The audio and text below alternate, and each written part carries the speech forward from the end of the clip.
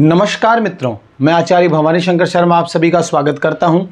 आज हम देखेंगे प्रारंभिक आधार अर्थात A to Z वर्णमाला हिंदी की। हिंदी में कितने वर्ण होते हैं, हिंदी के अंतर्गत वर्ण व्यवस्था क्या है, उसके बारे में संपूर्ण सीखेंगे। ये कुछ मिनटों का वीडियो है जिसमें आप निश्चित तौर पर हिंदी की पूरी वर्णमाला से परिचित हो जाएंगे और आपको याद हो जाएगा तुरंत का तुरंत हिंदी वर्णमाला में कितने वर्ण हैं, कौन कौन सी आकृतियां हैं वर्णों की, वह सब आपके दिमाग में क्लियर हो जाएगा। अगर आपके बच्चे भी देख रहे हैं तो उनको भी बहुत फ़ायदा है और मेरे जो अधिकारीगण देख रहे हैं उनको निश्चित तौर पर आपके आने वाले जो पॉइंट हैं, जो संधि है, जो समास है, जो वर्ण व्यवस्था है, ये सारी जगह काम आने वाली हैं। तो आइएगा हम चर्चा करते हैं। देखिएगा, आप आज देखेंगे हिंदी वर्णमाला। हिंदी वर्णमाला के अंतर्गत हमारे स्थिति में जो वर्णों की संख्या है वो वर्णों की संख्या एक तो 44 मानी जाती है और एक स्थिति में 52 मानी जाती है। अगर मैं बात करूं सामान्यतः की तो सामान्यतः वर्णों की संख्या 44 है और देवनागरी लिपि के अनुसार जो हमारी लिपि है उसके अनुसार 52 वर्णों की व्यवस्था बनाई गई है। तो आइएगा, आज हम 44 और 44 के बाद में कुछ वर्ण इंक्लूड करने पर 52 वर्णों की संख्या हो जाती है, उनके बारे में चर्चा करेंगे। ये मैंने छोटा सा डायग्राम बनाया कि आपका समय खराब न हो, इसलिए ये डायग्राम बनाया, उसके बाद में हम आगे चलेंगे। देखिएगा, हमारे पास टॉपिक है वर्णमाला जो हिंदी की है। हिंदी की वर्णमाला को दो भागों में बांटा गया। एक तो बांटा गया आपके सामने स्वर और एक बांटा गया व्यंजन। मित्रों, स्वर क्या होते हैं और व्यंजन क्या होते हैं? स्वरों का तात्पर्य है जिनको हम स्वतंत्र रूप से बोल पाए। स्वतंत्र, जो स्वतंत्र हो, अर्थात स्वतंत्र का मतलब जिसकी कोई सहायता नहीं करता है, वो अकेला है, वह स्वतंत्र है। और व्यंजन जो होते हैं वो अस्वतंत्र होते हैं। अस्वतंत्र अर्थात कहने का मतलब है इनकी कोई ना कोई सहायता करने वाला होता है। अर्थात व्यंजन की सहायता करता कौन है? स्वर, परंतु स्वर की सहायता करने वाला कोई नहीं है। मित्रों, जैसे आप यहां पर उदाहरण के रूप में देखेंगे, जैसे मैंने लिखा अ और एक लिखा मैंने क, दोनों में रात दिन का अंतर है। ए को मैं बिना किसी सहायता के बोल पा रहा हूं अ, पर क को मैं बिना सहायता के नहीं बोल पा रहा क्योंकि ये अस्वतंत्र है, व्यंजन है। कैसे? इस क में ए भी छुपा हुआ है, इस क में ए भी छुपा हुआ है। अगर आप हलंत लगाएंगे तो क में ए छुपा हुआ है, अर्थात ये अस्वतंत्र है और ये क्या है? स्वतंत्र है। तो दोनों स्थितियों को आपको समझना चाहिए कि स्वर क्या है और व्यंजन क्या है।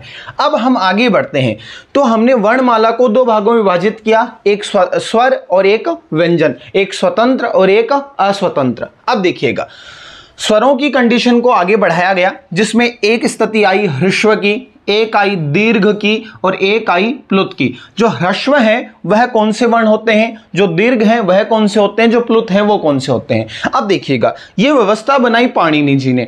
पाणिनि जी ने संस्कृत भाषा में एक सूत्र भी लिखा, वह लिखा उकालो अजह्रस्व दीर्घ प्लुत है। अर्थात जिस समय मुर्गा उड़ता है या सुबह के समय जब मुर्गा उड़ता है वह किस प्रकार अपनी ध्वनि करता है, वह ध्वनि के माध्यम से, समयावधि के माध्यम से इनको विभाजित किया गया। किस प्रकार? जैसे आप देखेंगे मुर्गा बोलता है कुक डू कू, अर्थात मुर्गे की जो ध्वनि होती है सबसे पहले समय कम लेता है बोलने में, फिर दूसरे स्टेप में उसकी ध्वनि का जो अंतराल है वो थोड़ा बढ़ता है और तीसरे स्टेप में बहुत ज़्यादा हो जाता है। इसी प्रकार से यहाँ पर देखेंगे ह्रस्व स्वर वर्णों को बोलने के लिए समय कम लगता है, दीर्घ वर्णों को बोलने के लिए ह्रस्व से ज्यादा समय लगता है और प्लुत वर्णों को बोलने के लिए सबसे अधिक समय लगता है।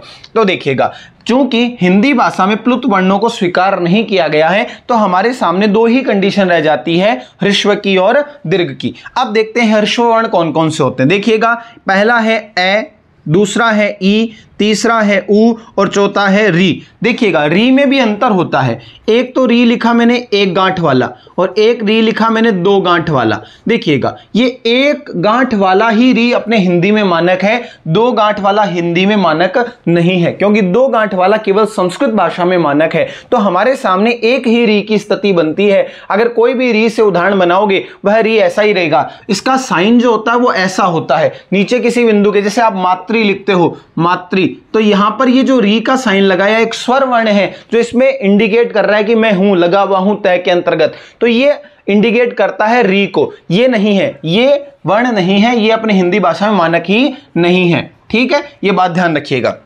अब आगे बात करें तो ह्रस्व वर्णों की संख्या हो गई अ, ई, उ, री को मिलाकर 4। ह्रस्व वर्ण कितने हो गए मित्रों? 4 वर्ण हैं, अ, ई, उ, री। ठीक है, अब हम बात करते हैं दीर्घ वर्णों की। दीर्घ वर्णों में अगर हम देखें तो ह्रस्व का बड़ा भाई आ जाएगा।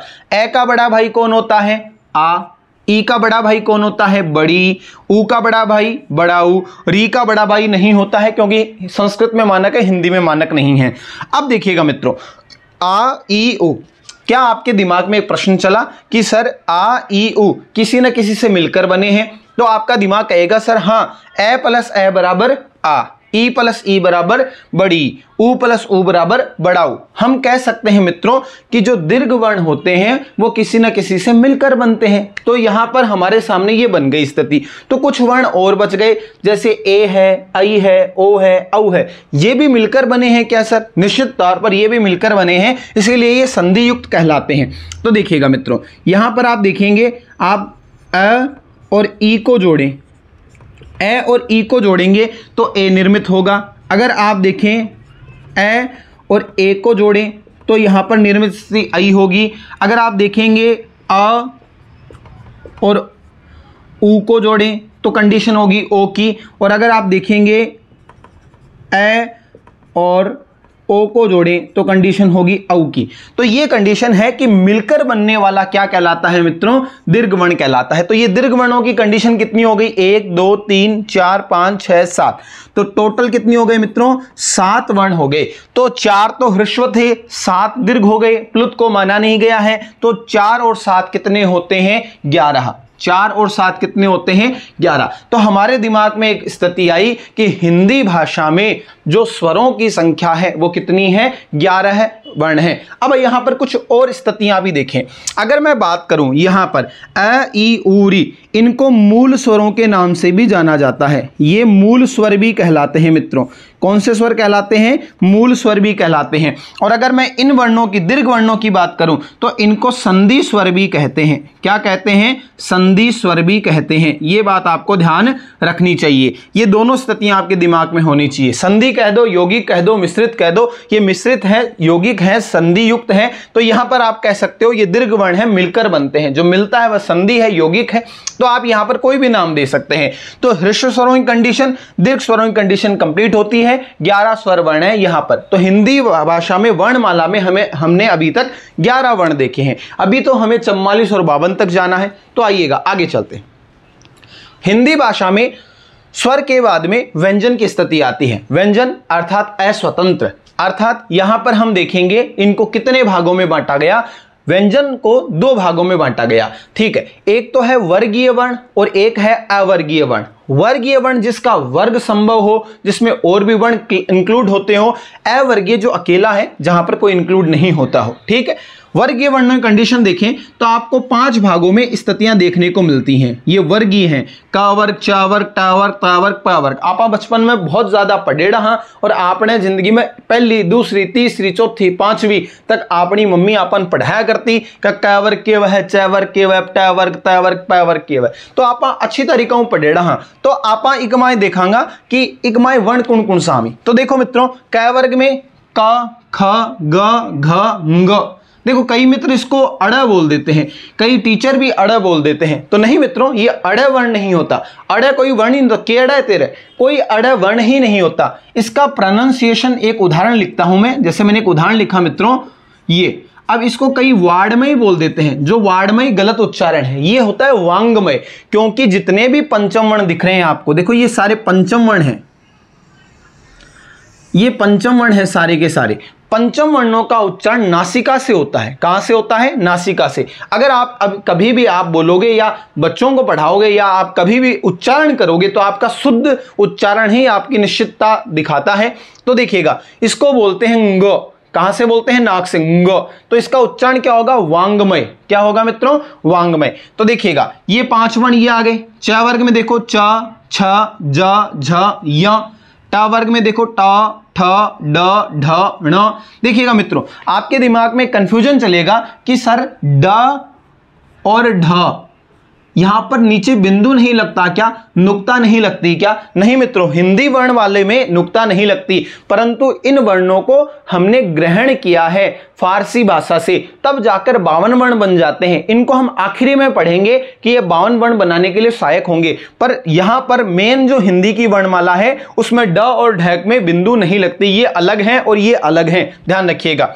त वर्ग में ता, था, दा, ध, न, पा वर्ग में पा, फ, ब, भ, म, ये कंडीशन आपके सामने आती है वर्गीय वर्णों में। अगर ये 5 हैं, 1 2 3 4 5, और ये भी क्या है 5 है, तो 5 5 25, तो टोटल वर्ण वर्गीय कितने हो गए मित्रों? 25 वर्णों की स्थिति यहां पर बन गई।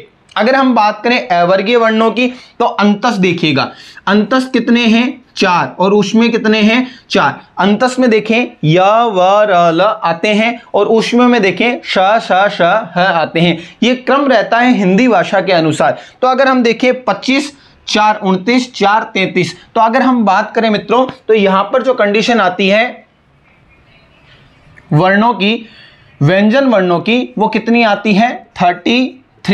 33 वर्ण यहां पर मौजूद हो जाते हैं व्यंजनों में। 25 4 29 4 33, और 11 क्या थे? स्वर वर्ण थे। अगर हम इस कंडीशन को देखें तो 11 + 33, 11 + 33 कितने हो जाते हैं? टोटल 44 वर्ण हो जाते हैं। ये 44 वर्णों का रेशियो हमारा पहला क्लियर होता है, जिसमें स्वर वर्ण है आपके सामने ह्रस्व दीर्घ, जो 11 के रूप में निवास करते हैं स्वरों में। और उसके बाद में व्यंजन की बात करें तो व्यंजन में वर्गीय वर्ण जो 25 हैं, अवर्गीय वर्ण जो 8 हैं, जो अंतस्थ और ऊष्म में बंटे हुए हैं 4 4 में। तो इन टोटल करते हैं तो यहां पर हमारे 44 वर्ण बन जाते हैं। तो हमारी जो पहली कंडीशन है 44 वर्णों की, वह यहां पर पूरी होती है। इसके आगे हम वार्ता करते हैं मित्रों, क्या कंडीशन रहती है?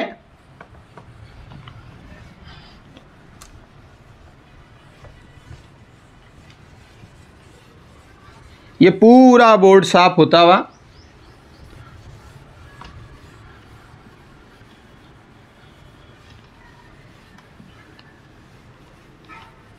अब हम देखेंगे 44 वर्णों की हमने कंडीशन कंप्लीट कर ली है, और अब हम चलेंगे 52 वर्णों की तरफ।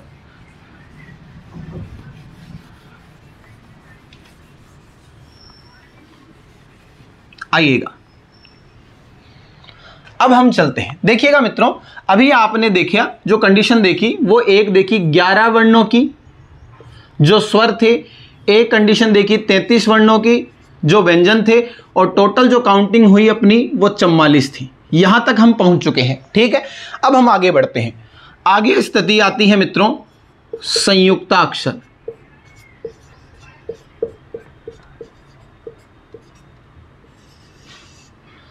संयुक्ताक्षर अर्थात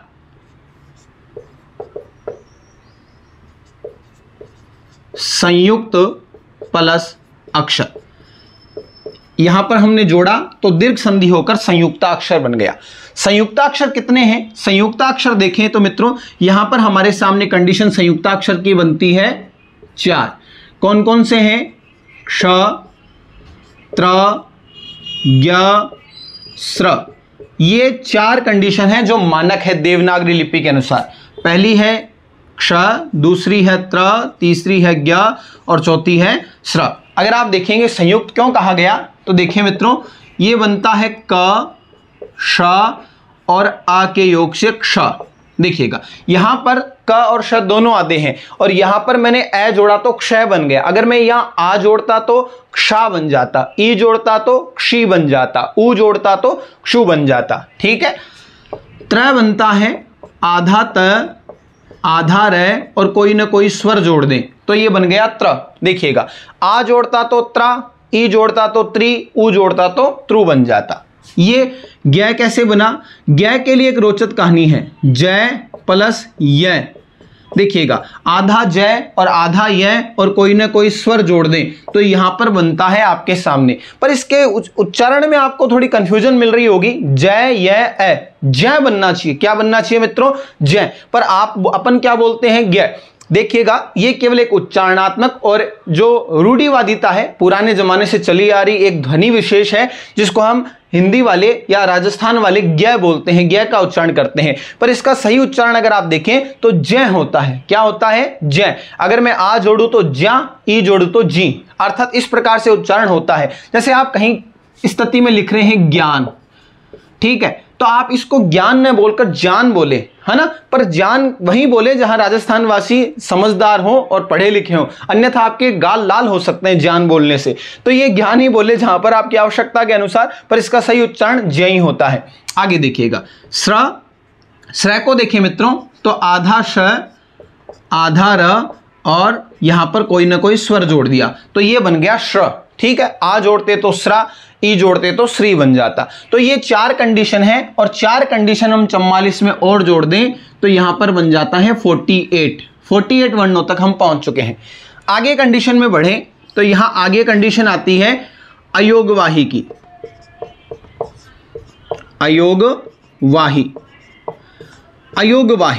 अयोगवाही वर्ण का मतलब होता है न योग इति अयोग, जिसका योग नहीं हुआ है। कहां? वर्णमाला में 44 वर्णों में जिनको नहीं जोड़ा गया वो कुछ बचे हुई स्थितियां हैं। वो कितनी हैं मित्रों? वो 2 हैं। कितनी हैं? 2। ये कितनी थी? 4। 2 कौन कौन से हैं मित्रों? 1 और ये 2। एक तो है आपका अनुस्वार और एक है आपका विसर्ग। ये 2 कंडीशन है। आप देखेंगे अनुस्वार को हम इस प्रकार बोधित करते थे अंग, और इसको बोधित करते थे अह, जो विसर्ग लगाते हैं, है ना। हमेशा ध्यान रखना अनुस्वार स्वर के साथ लगेगा और विसर्ग भी स्वर के साथ लगेगा। तो यहां पर आपके सामने ये 2 वर्ण और हो गए जिसको हम स्वरों के साथ ही बोल दिया करते थे बचपन में, परंतु ये दोनों अलग कंडीशन है। ये आपके सामने स्थितियां बनती हैं। ये तो न तो स्वर है और न ही व्यंजन है। कभी भी इनको स्वर समझने की गलती मत कर देना और कभी भी इनको व्यंजन समझने की गलती मत कर देना, क्योंकि इनका नाम ही क्या दिया गया है? अयोगवाही। इनको अयोगवाही कहा जाता है। तो इन 2 को और जोड़ दें तो यहां पर हमारी कंडीशन बन जाती है 50 की, अर्थात आपकी अर्ध सेंचुरी पूरी हो चुकी है, ठीक है। 50 वर्णों की स्थितियां कंप्लीट होती है। उसके बाद में हमारे सामने जो मैंने 2 वर्ण छोड़े थे उनको कहा जाता है ताड़नजात, या उनको कहा जाता है उत्क्षिप्त, या उनको कहा जाता है द्विगुणित। देखिएगा मित्रों, यहां पर आप देखेंगे ये ताड़नजात, उत्क्षिप्त या द्विगुणित, इनकी भी स्थितियां आपके सामने देखने को मिलती है। ये तीनों नाम एक स्थिति के हैं। आप देखेंगे ये कितनी संख्याओं में है? ये भी 2 संख्याओं में है। कौन कौन से हैं सर? देखिएगा 1 और 2। पहला है ड जिसके नीचे नुक्ता है और दूसरा है ढ जिसके नीचे नुक्ता है। जो हिंदी वर्णमाला में थे उनकी कंडीशन अलग है, इनकी कंडीशन अलग है। इनकी क्या रोल रहता है, उनका क्या रोल रहता है भी बात करता हूं। पर देखिएगा ये जो वर्ण है हमने फारसी भाषा से लिए हैं। कहां से लिए हैं? फारसी भाषा से ग्रहण किए हैं। फारसी भाषा से ग्रहण की गई स्थितियों का एक बात हमेशा याद रखिएगा नोट में कि इनसे कभी भी शब्द प्रारंभ नहीं होता। प्रारंभ नहीं होता। शुद्धि अशुद्धि में बहुत काम आती है चीजें। इनसे कभी भी शब्द प्रारंभ नहीं होगा। कैसे मित्रों? जैसे मुझे लिखना है आपके सामने ढक्कन, मैंने लिखा ढक्कन और एक लिखा मैंने ढक्कन।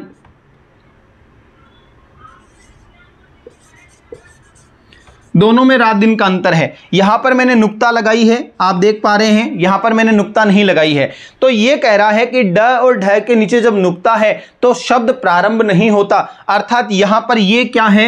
गलत है और यह क्या है? सही है। यह बात हमेशा याद रखना। जब भी ड और ढ की बात आए और नीचे नुक्ता लगाए तो उससे कभी भी अपना हिंदी भाषा का शब्द प्रारंभ नहीं होगा। यह बात आपको ध्यान रखनी है। यहां पर कभी भी संधि नहीं होगी। ये अगर उदाहरण आ रहा है तो यहां से कभी भी संधि नहीं होगी। जैसे मैं आपके सामने लिखूं लड़का, लड़का शब्द लिखा। अब लड़का शब्द में आपको लग रहा है कि नीचे नुक्ता आ रहा है तो ये संधि का उदाहरण कतई नहीं होगा। तो ध्यान रखिएगा मित्रों, ये आपके सामने स्थितियां बनती है। और अगर मैं ये 2 वर्ण 50 में और जोड़ दूं तो आपकी कंडीशन आ जाएगी 52 की। और हमारे हिंदी भाषा में जो वर्णों की संख्या है वह कितनी है? 52 वर्णों की संख्या है। तो मित्रों, आज हमने यहां देखा कि स्वर व्यंजन क्या है, इसके अंतर्गत 44 वर्णों की कंडीशन क्या है, फिर किस प्रकार 52 वर्ण बन जाते हैं, संयुक्ताक्षर क्या है, कितने हैं, 4 हैं, हमने देखे अयोगवाही कितने हैं, 2 हैं, और ताड़नजात, उत्क्षिप्त या द्विगुणित वर्ण कितने हैं, 2 हैं। इस प्रकार टोटल जो स्थितियां बनती है वो बनती है 52 वर्णों की। 52 वर्णों की कंडीशन हमें देखने को मिलती है। तो आइएगा एक बार मैं आपको और इसके बारे में रिपीट कर देता हूं, पूरे 52 वर्णों को।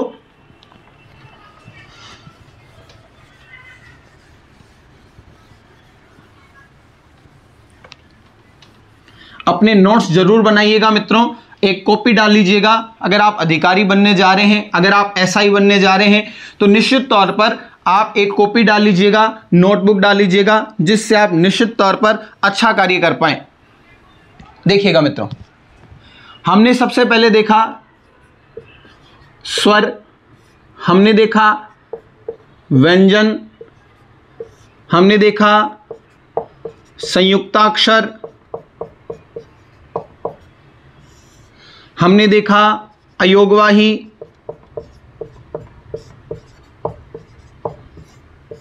हमने देखा ताड़नजात, या इन्हीं को हम क्या कहते हैं, उत्क्षिप्त। इन वर्णों को देखा। स्वर कितने हैं? स्वर सर टोटल 11 हैं, ठीक है। यहां पर व्यंजन कितने हैं? टोटल सर 33 हैं। यहां पर संयुक्ताक्षर कितने हैं? टोटल सर 4 हैं। अयोगवाही कितने हैं? सर 2 हैं। और उत्क्षिप्त कितने हैं? सर 2 हैं। 44 44 4 48, 48 2 50, 2 52। अर्थात यहां पर हमने टोटल 52 वर्णों की कंडीशन देख ली है। जो सामान्यतः की स्थिति आती है वो 44 की आती है। सामान्यतः जो वर्णों की स्थितियां पूछी जाती है वो 44 की है, और कुल वर्णों की स्थितियां पूछी जाती है तो टोटल, कौन सा टल? टोटल वर्णों की संख्या कितनी है? 52 है। तो बताइएगा मित्रों, यह वीडियो आपको कैसा लगा? A to Z आपके सामने हिंदी वर्णमाला मैंने क्लियर कराई है। अगर आपको अच्छी लगी है तो लाइक, शेयर और सब्सक्राइब कीजिएगा। मित्रों, अपने मित्रों के पास भेजिएगा इस वीडियो को, जिसके माध्यम से वह निश्चितता अपनी प्राप्त कर पाए। तो धन्यवाद। आज के आनंद की जय हो और बोल बालाजी महाराज की जय हो। धन्यवाद मित्रों।